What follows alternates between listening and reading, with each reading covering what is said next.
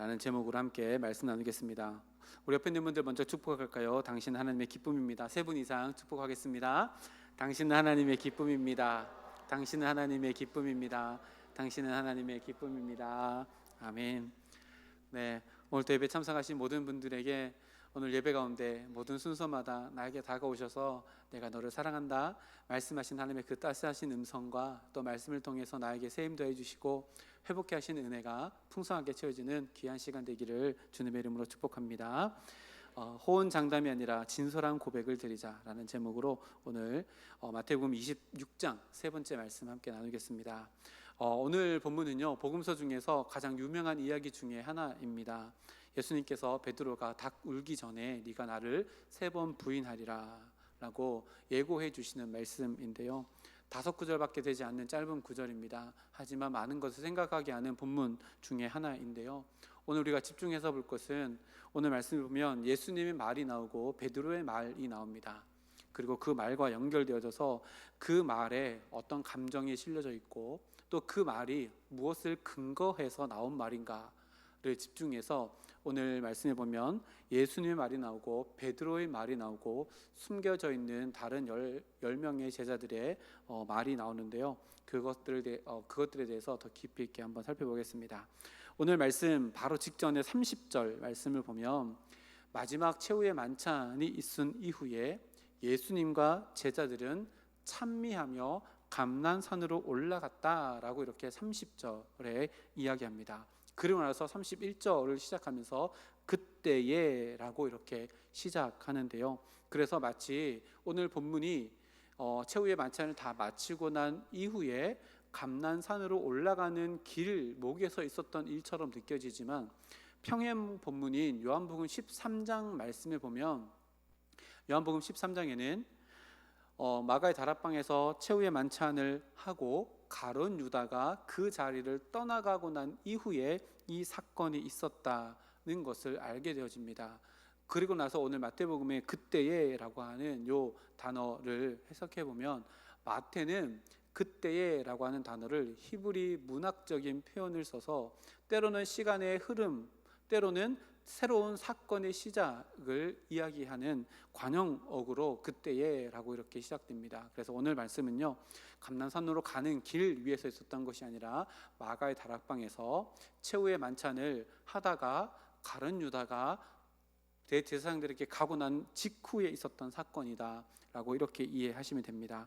그러면요, 오늘 이 말씀의 분위기를 알려면 최후의 만찬 때의 분위기가 어땠는가를 먼저 살펴보는 것이 중요한데요, 21절 말씀에 보면 예수님께서 이렇게 말씀하십니다. 최후의 만찬 이후에 최후의 만찬 하시는 중에 너희 중에 한 사람이 나를 팔 것이다 라고 말씀합니다. 근데요, 옆에 있는 사람, 그 제자들이 전부 다 이야기합니다. 각각 여짜오되 주여 나는 아니지요. 한 사람, 너희 중에 한 사람이 나를 팔 텐데 하나님 나는 아니지요 라고 하는 지금 분위기입니다. 근데요, 그 다음에 23절 말씀에 보면 뭐라고 말씀하시냐면 너와 함께 그릇에 손을 넣는 그가 나를 팔겠다 라고 말씀하시는데 그것을 가룟 유다가 받아서 예수님 랍비여 나는 아니지요 라고 이야기하고 예수님이 네가 말하였다 라고 하고 가룟 유다가 떠나가는 장면입니다. 지금 이런 분위기에서 예수님이 이 사건 이후에 무슨 일이 있었냐면 잔을 나누면서 이것은 내 몸이다, 이것은 너희를 위해서 흘리는 내 언약의 피다 라고 하시는 성찬 예식이 일어납니다. 그러니까요, 떡과 잔을 받을 때는 잔치 분위기가 아니었습니다. 잔치 분위기가 아니라요, 우리가 최후의 만찬이라고 해서 잔치로 여기지만 이 중에 누군가가 나를 팔 것이다. 근데 12명의 제자가 나는 아니죠, 가룟 유다도 같이 손을 담궜는데 저는 아니죠 라고 하는 이런 분위기에서 떡과 잔을 받았습니다. 그러니까 분위기는요, 12명 중에 한 명은 누군가가 예수님 팔 텐데 나는 아니겠지, 나는 아니야 라고 하는 지금 분위기에서 떡과 잔을 받았습니다. 그러니까요, 최후의 만찬 자리에 앉아있는 제자들의 마음 가운데는 다 예외, 나는 아니겠지 라고 하는 마음이 다 맴돌고 있는 상황입니다. 근데요, 오늘 31절 말씀을 보니까 예수님께서 뭐라고 말씀하시냐면 그때에 나는 아니지요 라고 하는 지금 분위기가 제자들의 마음속에 막 일어나고 있는데, 그때에 예수께서 제자들에게 이르시되 오늘 밤 너희가는 너희 모두가죠, 너희 모두가 다 나를 버리리라. 기록된 바 내가 목자를 치리니 양의 떼가 흩어지리라 하였느니라. 너희가 예외 없이 다 나를 부인할 것이다. 근데 이 말을 듣는 제자들의 마음 가운데 뭐예요? 나는 아니겠지, 나는 예외일 거야, 나는 아닐 거야 라고 하는 마음을 가지고 있는데, 너희들 다 예외 없다, 너희들 다 나를 버릴 것이다 라고 지금 이렇게 이야기하고 있는 상황입니다. 그런데요, 이 말씀을 조금만 더 묵상해 보면 비단 이것이 12명의 제자들에게만 한 것이 아니라 모든 인류에게 던지시는 메시지라는 것을 우리가 금세 눈치챌 수 있습니다. 십자가를 앞두고 있는 예수님, 그 중에 한 사람은 실제로 파는 자가 있었지만 예수님은 그 가룟 유다만이 아니라 너희들 모두가 다 예외 없이 나를 버리고 나를 배신할 것이다 라고 이야기한 것은요, 오늘을 살아가는 모든 인류에게 던지는 말씀입니다. 왜 그럴까요? 사도 바울이 기록했던 것처럼 로마서 3장 10절에서 13절 그리고 23절 말씀 보면 이렇게 기록합니다. 기록된 바 의인은 없나니 하나도 없으며 깨닫는 자도 없고 하나님을 찾는 자도 없고 다 치우쳐 함께 무익하게 되고 선을 행하는 자는 없나니 하나도 없도다. 우리 23절 말씀 함께 읽어보겠습니다. 모든 사람이 죄를 범하였음에 하나님의 영광에 이르지 못하더니. 아멘. 여기에 예외가 있어요, 없어요? 예외가 없습니다. 모든 사람, 온 인류를 이야기합니다. 그러니 31절 말씀에 너희가 다 나를 버리리라 라고 이렇게 선포하시는 예수님 말씀은요, 가룟 유다뿐만 아니라 다른 11제자를 포함한 온 인류에게 던지는 메시지라는 것을 우리가 알게 되어집니다. 인간은요, 본능적으로 무엇인가를 옳다 그르다를 판단하는 기준을 가지고 있는데, 어린 아이들도 다 기준을 가지고 있습니다. 근데 그 기준이요, 자기 자신에게는 너무너무 관대합니다. 기준이요, 자기 자신에게는 너무 낮고 너무 넓습니다. 야구로 말해볼까요? 공만 던지면 그냥 스트라이크라 불러주는 거예요. 원래 스트라이크 조금 이만큼이잖아요. 근데 내 기준이 이만큼인 거예요. 근데 다른 사람에 대해서 기준을 하면 너무 좁아집니다. 그래서 이런 말이 생겼잖아요. 내로남불. 무슨 얘기인지 다 아시잖아요. 하나님은요, 단호하십니다. 너희가 다 나를 버리리라. 예외 없이 다 너희들은 나의 반대편에 선 자들이 될 것이다 라고 분명히 말씀하십니다. 다시 말하면요, 예수님의 구원의 시작은 너희들이 나를 다 버린 존재라는 것을 인정하는 것에서부터 시작될 것이다 라고 하는 것을 선포하는 말씀이기도 합니다. 온 인류는 예외성 없이 모두가 다 죄인이며 예수님의 반대편에 서 있었던 자들이라는 것을 지금 3년간 함께한 제자들에게 이 말씀을 선포하며 우리들에게도 이야기합니다. 그래서요, 온 인류의 전적인 타락, 곧 그것이 나의 전적인 타락이라는 것을 고백하는 것에서부터 십자가의 은혜는 시작된다는 것을 오늘 말씀을 통해서 우리들에게 이야기합니다. 그리고 이 말씀을 하시고 난 이후에 기록된 바라고 하며 구약의 말씀을 인용하시는데요, 이 구약의 말씀이 스가랴 13장 7절 말씀입니다. 만군의 여호와가 말하노라. 가라, 깨어서 내 목자 내 짝된 자를 치라. 목자를 치면 양이 흩어지려니와 작은 자들 위에는 내가 내 손을 들이우리라. 목자를 치라, 예수님의 십자가를 의미하고요, 흩어지기라 이들의 배반을 의미하고 온 인류의 죄성, 배반하는 반대편에 있는 예수님의 반대편에 있는 그것을 이야기합니다. 그리고 이것은 하나님의 말씀의 성취라는 것을 제자들에게도 알려줍니다. 그런데 우리가 오해하지 말아야 될 것은요, 이것이 스가랴 말씀의 성취라고 해서 제자들이 예수님을 배반하는 것이 정당화되느냐? 그렇지 않습니다. 왜 그럴까요? 이 모든 것이요, 하나님께서 다 미리 계획하셨고 제자들의 실패까지도 하나님의 주도권적인 통제하심으로 이것을 하나님께서 선한 뜻으로 이뤄간다라고 하는 약속의 성취된 말씀이지, 이것을 통해서 제자들이 잘못한 것, 곧 예수님을 배반한 것이 옳다 라고 이야기하는 것은 아닙니다. 이것은요, 지난번에 살펴봤던 가룟 유다가 자기의 자유의지를 가지고 그것을 선택했을 때 그것을 책임져야 하는 동일한 맥락 가운데 있습니다. 제자들은요, 이것을 책임졌습니다. 어떻게요? 예수님께, 부활하신 예수님께 엎드림으로 말미암아 다시금 사명을 받음으로 회개하고 통곡함으로 책임을 지고 하나님의 사람으로 거듭나는 은혜를 진정으로 받게 되었습니다. 성경은요, 분명히 이야기합니다. 하나님의 예정하심은요, 분명하다. 이것은 반드시 이루어진다 라고 이렇게 이야기합니다. 그러나 하나님의 예정하심이요, 인간을 로봇처럼 만드는 것은 아니다라고 하는 것을 성경에서 계속해서 이야기합니다. 베드로는 자신의 연약함, 그리고 지난주에 살펴봤잖아요, 자신의 두려움 때문에 자기 자신의 자유의지를 가지고 선택합니다. 무엇을요? 예수님을 배반하기로 선택합니다. 그리고 나중에 이것을 통회하고 자복함으로 말미암아 하나님께 엎드려서 무엇을 책임지는 거예요? 예수님께서 말씀하셨잖아요. 너희가 다 나를 떠나가리라. 그것을 인정하고 예수님께 다시 엎드림으로 말미암아 회복되어지는 은혜를 누리게 되어집니다. 그래서요, 인간의 철저한 실패 속에서도 하나님의 구속의 역사의 스케줄은 한치의 오차도 없이 성취되어집니다. 인간이 무엇인가 삐걱한다 할지라도 하나님의 약속에는 계속해서 한치 오차도 없이 이루어져 나가는데요, 이것이 동시다발적으로 이루어집니다. 이것이요, 하나님의 전능하심이며 전지전능하심, 하나님의 은혜이고 능력입니다. 인간의 자유의지는요, 오류투성입니다. 그러나 그 오류투성인 인간의 선택이 잘못되고 그릇됐다 할지라도 하나님의 예정하신 섭리는 하나님의 뜻대로 이루어져 나가는 그 동식성이 오늘 본문 말씀 가운데도 드러나는데요, 32절 말씀 보니까요, 이렇게 예수님께서 말씀하십니다. 그러나 내가 살아난 후에 너희보다 먼저 갈릴리로 가리라. 이 말씀이요, 되게 짧은 말씀이지만 굉장히 많은 위대하고 놀랍고 또 신비롭고 은혜로운 말씀이라는 것을 깨닫게 되어집니다. 31절에 뭘 선포했어요? 너희가 다 나를 버리게 될 것이다 라고 이야기했는데 32절에서 뭘 이야기해요? 그러나 너희가 부활한 나를 다시 갈릴리에서 만나게 될 것이다 라고 이야기하고 있습니다. 뭘 이야기할까요? 부활하심을 전제하고 있고요, 부활하고 난 이후에 너희가 나를 다 버렸지만 내가 너희를 용서하고 사랑하는 다시 만남이 있을 것이다 라고 하는 약속의 말씀이 32절 말씀입니다. 하나님의 구속 역사, 사랑의 서사는요, 끝나지 않고 계속해서 이어져 가게 된다는 것을 32절 말씀을 통해 알게 되어집니다.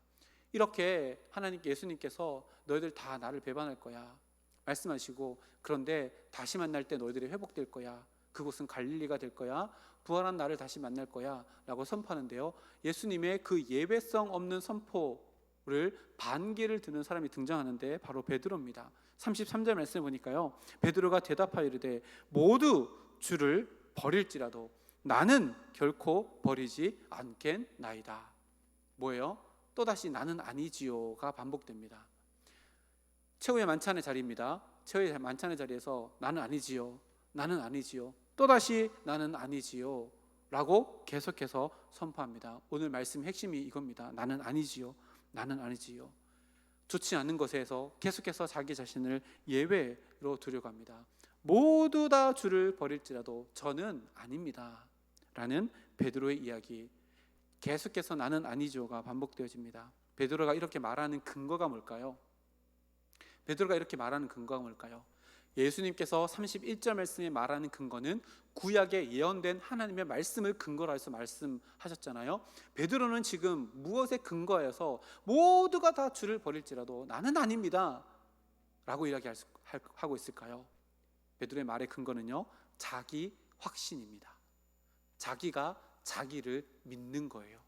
그리고 자기를 확신하는데 너무 과도하게 믿습니다. 어느 정도로 과도하게 믿어요?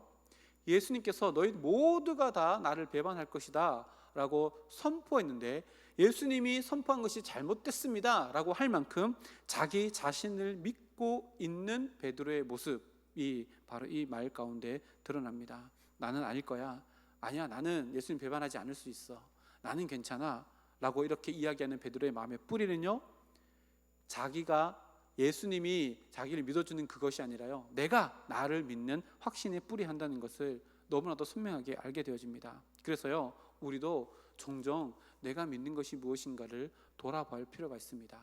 이런 겁니다. 나는 하나님의 말씀을 확신하고 있는가, 아니면 하나님의 말씀을 확신하는 나의 확신을 확신하고 있는가. 이게 똑같은 것 같은데요, 다릅니다. 나는 하나님의 말씀이 진짜로 확신하면서 말씀대로 살아가면 내가 행복하고 즐겁고 만족하면 인생을 살아갈 수 있다라고 말씀을 의지하는가, 아니면 말씀을 내가 확신하고 있다는 나의 확신을 믿고 있는가. 여러분, 어떻게 점검할 수 있을까요? 이렇게 점검하면 됩니다. 우리가요, 나의 연약함을 먼저 고백하고 있는 모습이 발견되어지면요, 우리는요, 나의 확신이 아니라 말씀에 뿌리를 둔 확신으로 살아갑니다. 이런 겁니다. 나는 못합니다. 나로서는 할 수 없습니다. 나에게는 희망이 없습니다.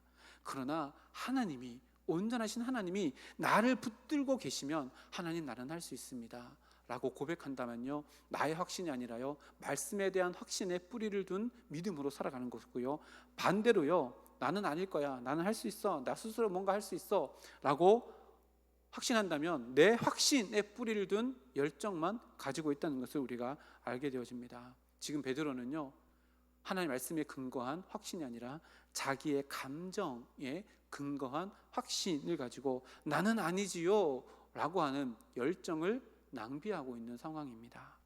그래서요, 우리가 확신할 수 있는 것은 내가 예수님을 사랑하는 것을, 그 감정을 확신하는 것이 아니라요, 나는 연약해서 무너질 수도 있고 예수님을 돌아설 수도 있지만 언제나 나에게 돌아서지 않는 그 주님의 사랑은 언제나 나에게 채워지고 있습니다 라고 확신하여 그것을 뿌리 삼을 때 우리는 진짜로 하나님을 믿는 사람으로서 오늘을 살아갈 수 있다는 것이 오늘 이 말씀을 통해서 우리들에게 주어집니다.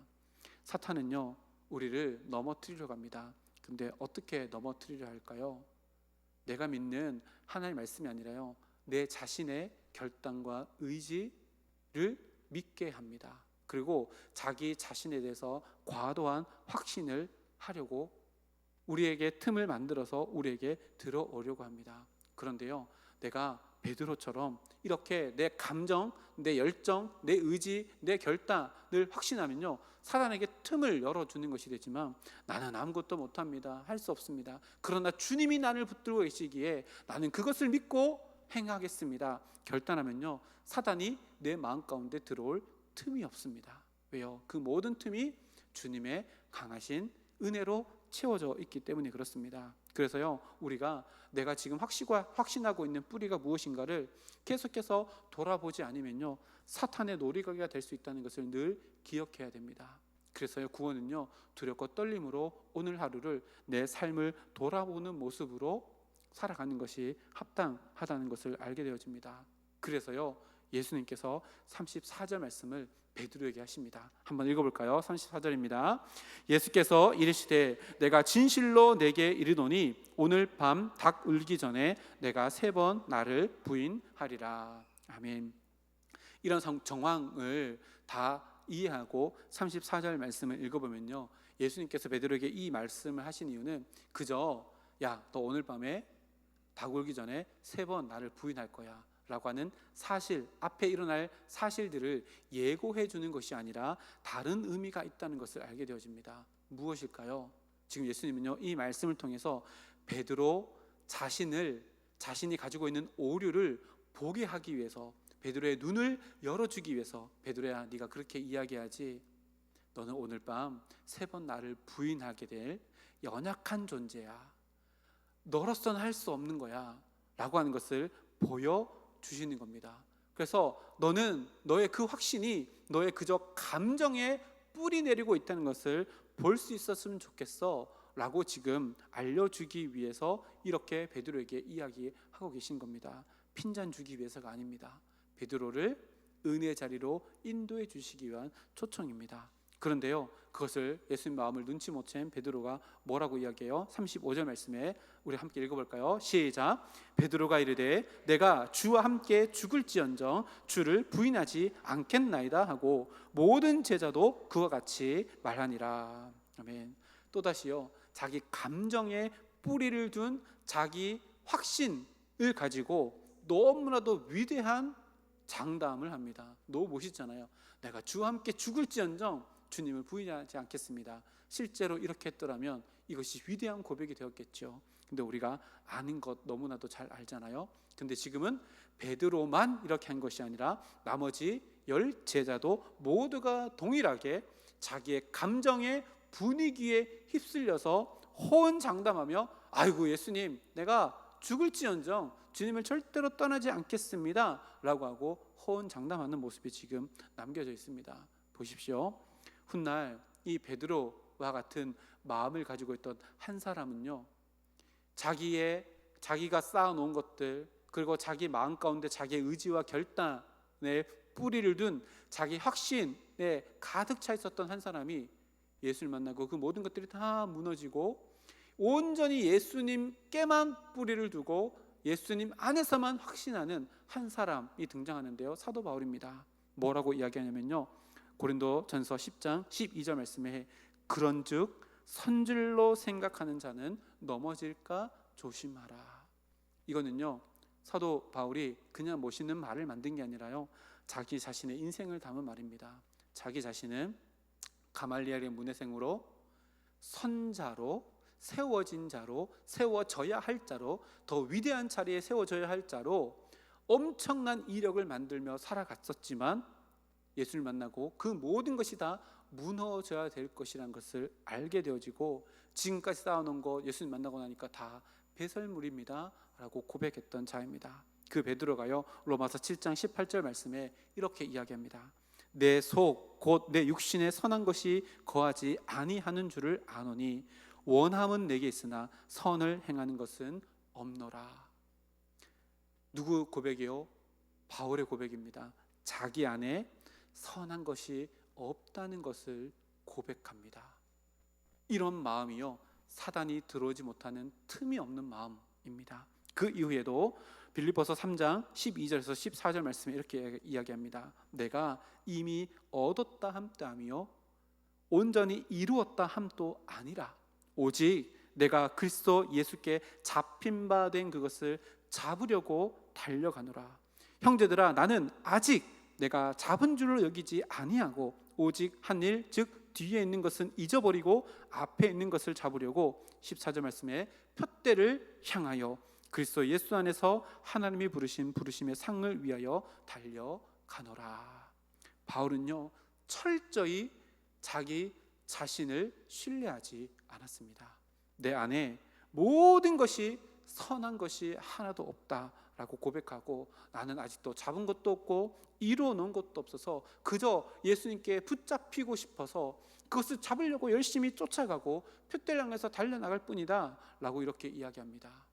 이렇게요, 자기 자신에게는 호언장담하지 않았던 사도 바울이요, 호언장담하는 이야기도 있습니다. 찾아보면요, 로마서 8장 38장 39절에 보면요, 사도 바울이 이렇게 호언장담합니다.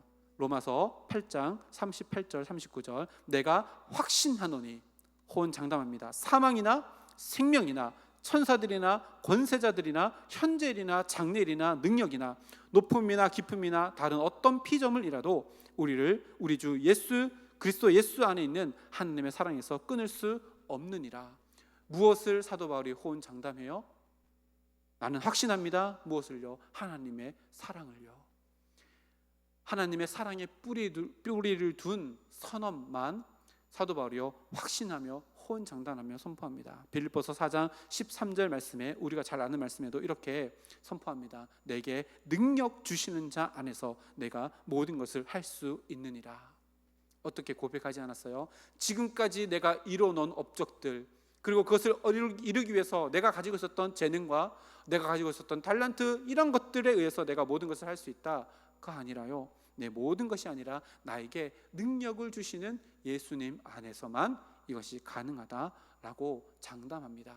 또 하나 사도 바울이 장담한 것이 한 구절 있습니다. 너무나도 잘 알고 유명한 구절입니다. 우리 함께 읽어볼까요? 갈라디아서 2장 20절 말씀입니다. 시작. 내가 그리스도와 함께 십자가에 못 박혔나니 그런즉 이제는 내가 사는 것이 아니요 오직 내 안에 그리스도께서 사시는 것이라. 이제 내가 육체 가운데 사는 것은 나를 사랑하사 나를 위하여 자기 자신을 버리신 하나님의 아들을 믿는 믿음 안에서 사는 것이라. 아멘. 바울은요 철저하게 자신의 육신에 선한 것은 없다라고 장담합니다. 그리고요 잡힌 바 된 것을 잡으려고 달려갈 뿐입니다 라고 고백하고, 자기의 확신은 부인하지만 내 안에서 역사하신 하나님의 사랑과 역사하심은요 확신하며 이렇게 고백합니다. 오직 내 안에 그리스도께서 사시는 것은 내가 확신합니다 라고 고백합니다. 그래서요 신앙생활을 정의해 보면 이렇게 정의할 수 있습니다.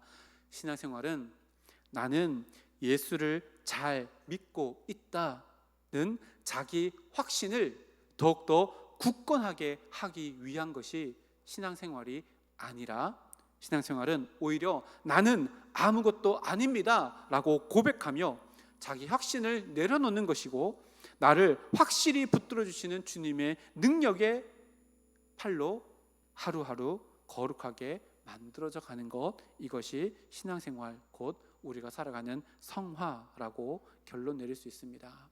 이렇게 말씀을 준비하다가요 베드로가 오늘 뭐라고 이야기해요? 내가 죽을지언정 주님을 떠나지 않겠습니다. 주님 나는 아니지요 라고 하며 자기 확신에 가득 차 있는 베드로의 모습을 보다가요 말씀 묵상하다가 언뜻 베드로가 예수님을 만났던 첫 장면이 생각났습니다. 누가복음 5장에 보면요 베드로가 예수를 만났던 첫 장면이 나옵니다.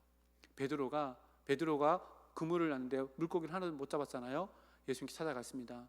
배 오른편에 그물 내려라. 그물 내렸습니다. 만선의 기적, 신적 기적을 경험합니다. 그리고요 예수님이 보통 분이 아니시다는 것을 깨닫고 예수님 앞에 엎드립니다. 그리고 뭐라고 얘기했을까요? 앞에 화면에 있습니다. 한번 읽어보겠습니다.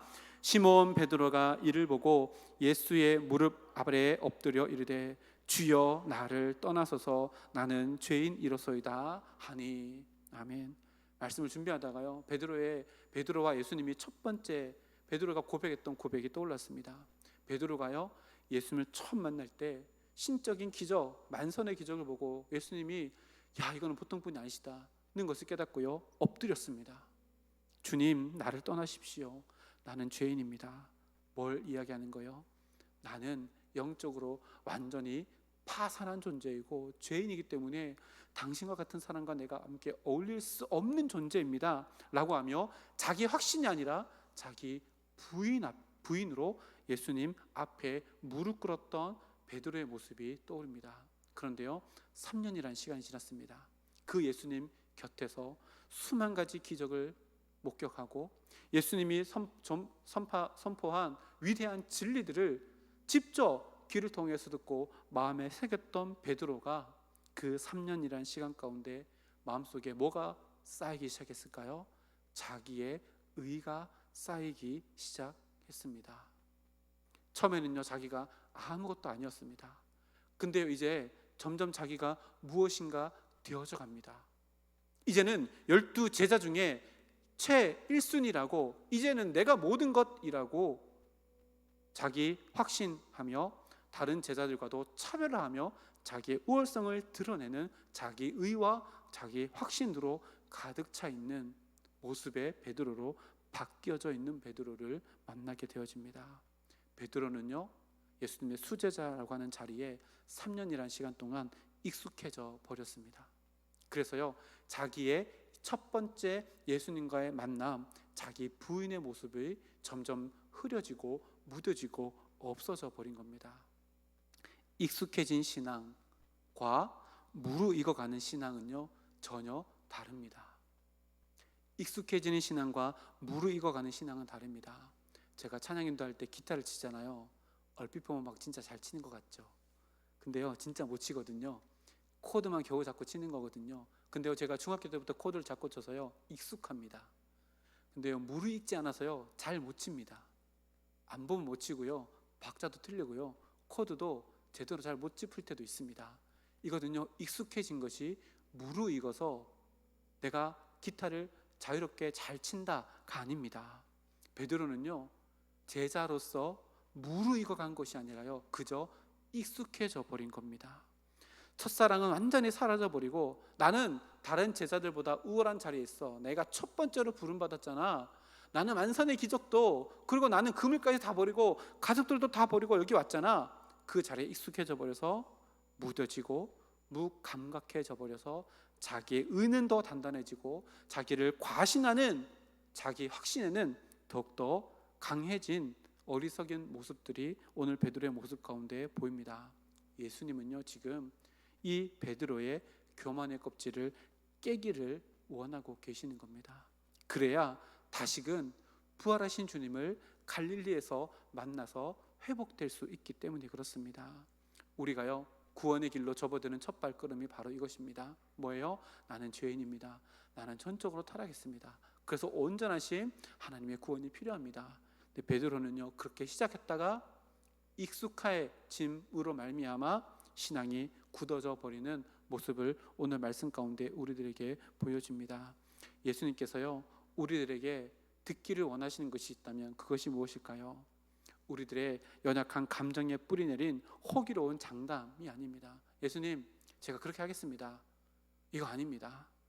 오히려 예수님, 아무것도 못하겠어요, 예수님 도와주세요, 한계에 부딪혔어요, 예수님 나를 건져주세요 라고 하는 진솔한 고백을 주님은 더 원하십니다. 왜 그럴까요? 주님이요, 우리 마음의 모든 것들을 다 알고 계시는 분이시기 때문에 그렇습니다. 예수님은요, 이 사건, 바로 뒤에 있는 사건, 그 일을 통해서 자신의 한계를 드러내는 진실한 고백의 모습이 무엇인지를요, 제자들에게 보여주십니다. 그게 뭘까요? 겟세마네 기도입니다. 겟세마네 기도 때 예수님께서 강함을 보이셨나요? 아니요. 아빠, 나 이거 잔 안 마시면 안 돼요. 연약한 있는 이 모습을 그대로 보여주시며, 베드로도 야, 너 그렇게 호언장담하는 잘못된 자기 확신, 자기 과시 때문에 하는 그 이야기를 내가 듣고 싶은 게 아니라 난 할 수 없습니다. 그러면 주님 어떻게 해야 될까요? 이걸 더 원한다 라고 겟세마네 기도로 제자들에게 보여주십니다. 이건요, 다음 주에 살펴보기로 하고요. 하나님께서 우리에게 요구하시는 거, 주님, 내가 주와 함께 죽을지언정 떠나가지 않겠습니다 라고 하는 나의 감정, 나의 무너져 내리고 완전할 수 없는 불완전한 자기 의에 뿌리를 둔 호기로운 장담이 아니라, 하나님은 이미 나의 연약함을 뼛속까지 다 알고 계시기에, 하나님, 나는 혼자 할 수 없습니다, 주님 도와주십시오 하는 나의 연약함 가운데 하나님의 강함으로 채워주십시오, 나의 부족함이 하나님의 차고 넘치는 은혜로 채워지기를 소망합니다 라고 하는, 하나님께 엎드려 통회하고 자복하며 나의 연약함과 나의 부족함을 내어놓는 그 간구의 기도를 하나님께서 기다리고 계신다는 것을 오늘 말씀을 통해서 깨닫게 되어집니다. 하나님은요, 언제나 나의 모습 있는 이 모습 이대로를 받아주시는 분입니다. 나의 약함은요, 하나님께 나아가는 걸림돌이 아닙니다. 나의 악함조차도 하나님께 나아가기 위한 걸림돌이 아닙니다. 그 모든 것을 하나님께서 이미 다 알고 계시기 때문에 그렇습니다. 그것을 내어놓는 진솔한 마음으로 하나님께 엎드리는 것을 하나님께서 더 기뻐하시지, 주와 함께 죽을지언정 나는 떠나가지 않겠습니다, 호기로운 장담을 하지만 결국은 모래성같이 다 무너져 내길 그 담대한 말을 하나님께서 우리들에게 원하지 않으십니다. 그리고 나서요, 32절 말씀을 다시 한번 보면요, 너희보다 먼저 갈릴리로 가리라. 자, 너희보다 먼저 갈릴리로 가리라. 지금은 어디예요? 예루살렘 마가 다락방이잖아요. 예루살렘입니다. 근데 지금 여기서 보니까 시간의 이동과 장소의 이동이 일어납니다. 시간은요, 먼저라니까 그 앞에 예수께서 먼저 가신다는 얘기고, 갈릴리는요, 장소 이동이잖아요. 예루살렘이 아니라 갈릴리는 저 위쪽으로 올라가야지만 갈 수 있는데, 갈릴리, 그 갈릴리가 어떤 장소예요? 베드로가 예수님을 처음 만나서 자기를 부인했던 자리, 그 부인함으로 말미암아 예수님께 부름받아서 예수님의 제자로 택함 받은 그 자리, 그 갈릴리에서 다시금 만나자라고 약속해 줍니다. 지금 제자들이 있는 곳은요, 자기 감정에 뿌리를 둔 자기 확신의 자리, 자기 과신의 자리입니다. 근데 예수님께서 뭘 이야기하는 거예요? 그 자리는 신앙생활의 목적지가 아니야. 너의 목적지는 갈릴리야. 너희의 연약함을 하나님께 내어놓는 그 자리로 갈 때 거기서 새로운 시작이 있게 될 거야 라고 32절 말씀 가운데 우리들에게 이야기합니다.